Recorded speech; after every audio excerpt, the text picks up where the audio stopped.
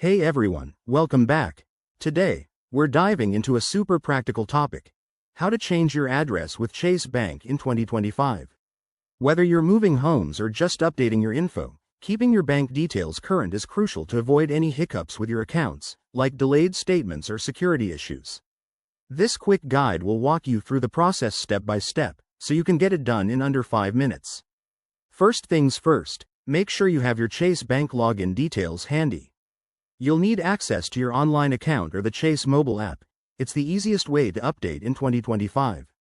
If you're not already signed up for online banking, head to the Chase website and set it up. It's free and secure.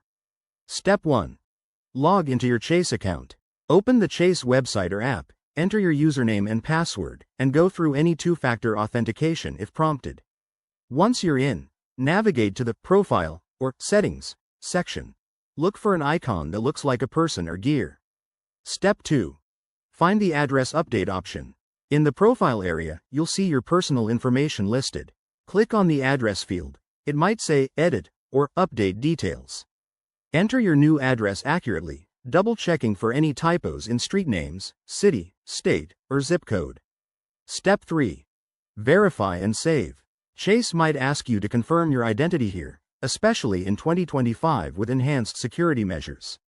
This could involve answering security questions or entering a code sent to your phone. Once verified, hit Save or Submit. You'll likely get a confirmation email or notification right away.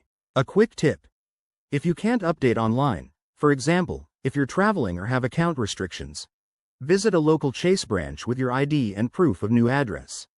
It's always a good idea to double-check your update in your account dashboard afterward.